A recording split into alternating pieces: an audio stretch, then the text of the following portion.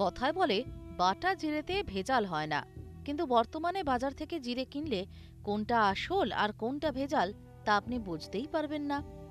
জিরের সঙ্গেই মেশানো হচ্ছে সুলফা নামে একটি বীজ। এই সুলফা দেখতে জিরের মতোই, আকারে কিছুটা ছোট। 1 কেজি মেলে 25 টাকায়। তাই অসাধু ব্যবসায়ীরা গোটা জিরের সঙ্গে সুলফা মেশায় বেশি মুনাফার জন্য। নিরাপদ নয় কালো জিরেও, তার সঙ্গে কি মেশানো হয় নিজের কানেই শুনুন। কালো জিরার সঙ্গে ভাইটামিন যা দিয়ে রোড তৈরি হয় ওর ছোট ছোট টুকরো মিক্স করতো। ওর সঙ্গে যে পুরানো মোবিল অয়েল या ব্ল্যাক অয়েল যে গ্যারেজ থেকে ফেলে দেওয়া হয় ওটাও মিক্স করে ড্রাই করতো। ড্রাই করার পরে ওকে অরিজিনাল কালো জিরোর সঙ্গে ওই ছোট দানাটা মিক্স করা হতো। ধরো 50 কেজি বস্তা সে 5 থেকে 7 কেজি মিক্স করে দিত।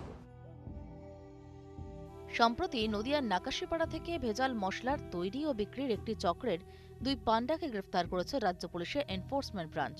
উদ্ধার হয়েছে প্রচুর ভেজাল মশলাও। জানা গিয়েছে শুধু এ রাজ্য নয়, এই চক্রের জাল ছড়িয়েছে ভিন রাজ্য। কালো জিরার প্রসেসিং করে বিহারের সমস্তিপুর এবং পূর্ণিয়া আর কাটিহারে পাঠাতো। প্রতিদিন খাবারের সঙ্গে এইসব ভেজাল মশলা খেয়েই শরীরে বাসা বাঁধছে মারণ রোগ, বলছেন গবেষকেরা।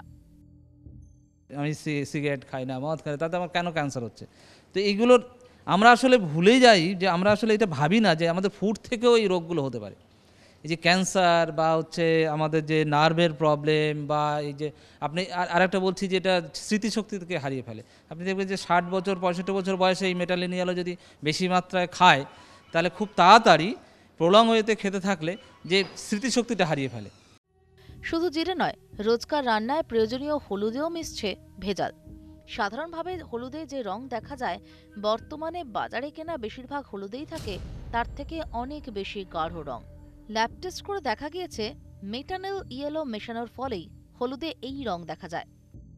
এই কৃত্রিম রং শুধু খোলা বাজারের হলুদ গুঁড়োতেই নয়, নামী কোম্পানির প্যাকেটের হলুদ গুঁড়োতেও পাওয়া গিয়েছে, যার ফলে ঘরে ঘরে বাড়ছে অসুস্থতা। Bureau report, ETV news Bangla.